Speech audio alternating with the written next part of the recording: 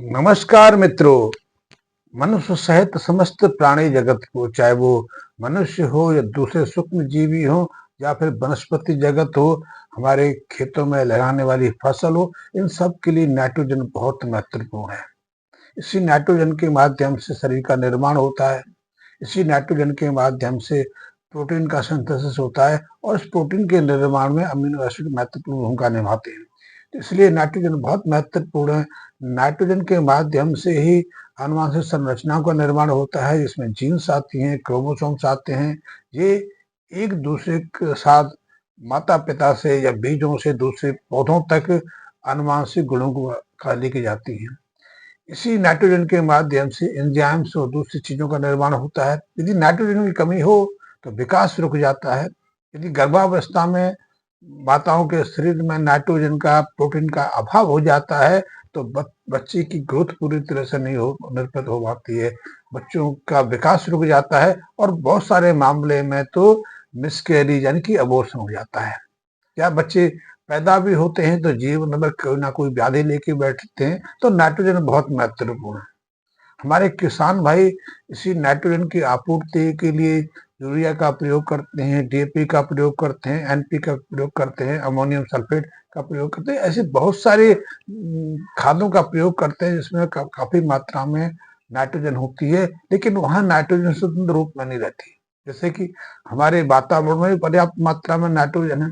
वायुमंडल में 78% से ज्यादा नाइट्रोजन है, लेकिन वो हमारे लिए उपयोगी नहीं है, क्योंकि हमने कुछ ऐसे परिवर्तन कर लिए, ऐसी प्राकृतिक जीवन शैली को अपना लिया कि हम वातावरण की नाइट्रोजन को सीधे सीधे उपयोग में नहीं ला पाते। अन्यथा रासायनिक प्रयोगों से पहले, वैज्ञानिक चमत्कारों से पहले सहज प्रक्रिया थी कि वातावरण से पर्याप्त नाइट्रोजन मानव समाज को, प्राणी समाज को, वनस्पति समाज को मिल जाती थी। तो मिट्टी में भी काफी नाइट्रोजन रहती थी, क्योंकि मिट्टी के अंदर तब बहुत सूक्ष्म जीवी रहते थे। लेकिन सूक्ष्म जीवों को तो हमने किसी कारण से मार दिया, तो अब हम सीधे सीधे नाइट्रोजन का इस्तेमाल नहीं कर पाते। अन्यथा हमारी वनस्पतियां नाइट्रोजन के माध्यम से पूरी प्राणी जगत को भोजन उपलब्ध कराती थी। अब वो प्रक्रिया बाधित होगी। इसीलिए किसानों ने हरित क्रांति की शुरुआत के साथ में नाइट्रोजन की आपूर्ति के लिए रासायनिक खादों का उपयोग किया। रासायनिक खाद में सर्वाधिक जो इसका प्रयोग होता है वो यूरिया है, दूसरे नंबर पर डीएपी आती है,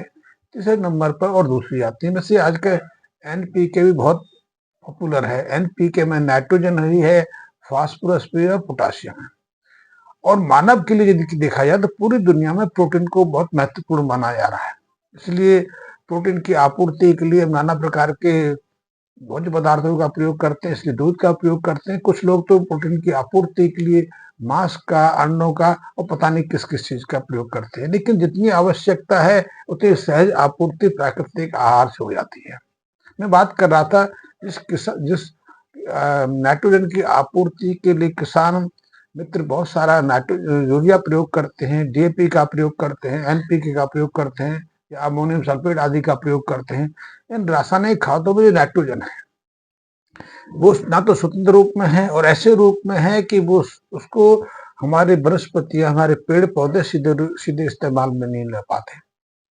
तो उस नाइट्रोजन का मिट्टी में हम खाद डालते हैं तो नाइट्रिफिकेशन होता है।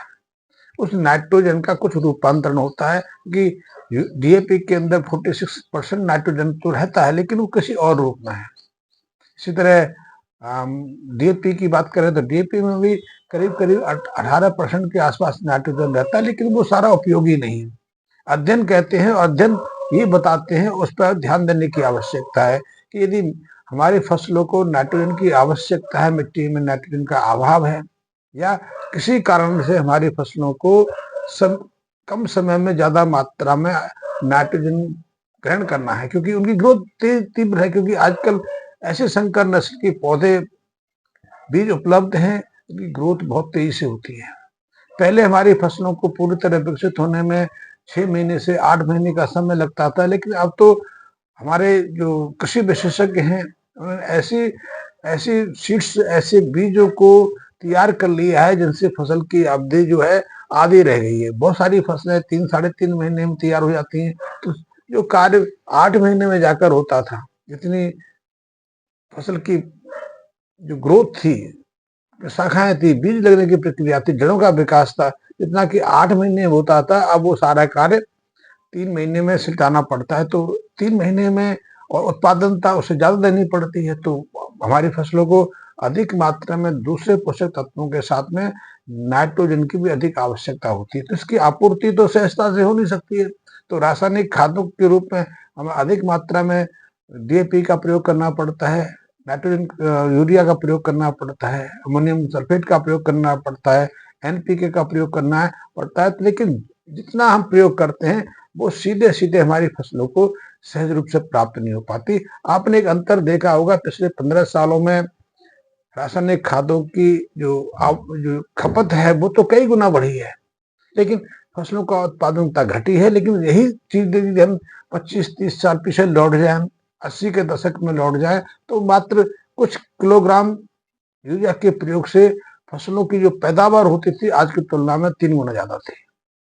5 किलो यूरिया की आवश्यकता पड़ती थी, और आधे जो एकड़ की जमीन उससे अपनी नाइट्रोजन की आपूर्ति पर पूरा कर ले। 10 किलो तो पर्याप्त था एक हेक्टेयर के लिए, चाहे वो गेहूं की फसल हो, चावल की फसल हो, आलू की फसल हो, कोई भी फसल हो। गन्ने में भी हमारे किसान भाई को ज्यादा यूरिया का प्रयोग नहीं करते थे, लेकिन भरपूर मात्रा में गन्ना हो जाता था। अब तो कोई भी फसल हो, चाहे गेहूं हो, चावल हो, धान हो, चाहे गन्ना हो, दूसरी फसलें हो, साग सब्जियां हो, अब तो उन सब में प्रति एकड़ 200 से 150 से 200 किलो तक नाइट्रोजन की आवश्यकता पड़ती है। लेकिन इस नाइट्रोजन को हमारी फसलें सीधे सीधे रूप से प्रयोग नहीं कर पाती, इसलिए विषाक्तता बढ़ रही है, मिट्टी खराब हो रही है। मिट्टी के अंदर जो जो जीवनी शक्तियां थी, जो सूक्ष्म जीवाणु होते थे, जो कीट होते थे, वो सब नष्ट हो गए। मिट्टी की संरचना में बदलाव हो गया, मिट्टी विषाक्त होती चली जा रही है। मिट्टी ही विषाक्त नहीं हो रही, उससे वातावरण प्रदूषित हो रहा है, जल स्रोत भी प्रदूषित हो रहा है, भूमिगत जल में भी नाइट्रोजन विषाक्तता पैदा हो रही है, और इसके कारण बहुत सारे रोग हो रहे हैं। इससे मिट्टी ही खराब नहीं हो रही, मनुष्य के स्वास्थ्य पे सीधा सीधा प्रभाव पड़ रहा है। हम देख रहे हैं कि जब से अधिक मात्रा में हमने रासायनिक खादों का प्रयोग खेती में शुरू कर दिया, हमारे किसानों ने अधिक मात्रा में डीएपी, एनपीके, यूरिया आदि का प्रयोग शुरू किया, तब से अनायास मानव समाज के अंदर और पशुओं के अंदर कई तरह के रोगों की शुरुआत हो गई है। अधिक मात्रा में प्रोटीन खाने से नाइट्रोजन की आपूर्ति से कोई लाभ तो नहीं हुआ, उल्टा हमें उसके दुष्प्रभाव भोगने शुरू हो गए। तो उस विषाक्तता का प्रभाव हम देख रहे हैं, क्योंकि देखा गया है जब भी हम डीएपी का प्रयोग करते हैं, यूरिया का प्रयोग करते हैं, तो उसकी जो नाइट्रोजन है पहले अमोनिया में कन्वर्ट होती है, और अमोनिया एक जहरीली गैस है। हम यदि अधिक मात्रा में अमोनिया गैस को सूंघ लें, यद्यपि कुछ मात्रा में अमोनिया जुकाम आदि में प्रयोग करने से कुछ लाभ प्रदान करती है, इसलिए कुछ पुराने समय में, ज्यादा पुराना समय को भी 50-100 साल की बात नहीं करता, 10-20 साल पहले ही जब जुकाम हो जाता था, नाक से पानी बहता था, तो छोटा सा प्रयोग करते थे।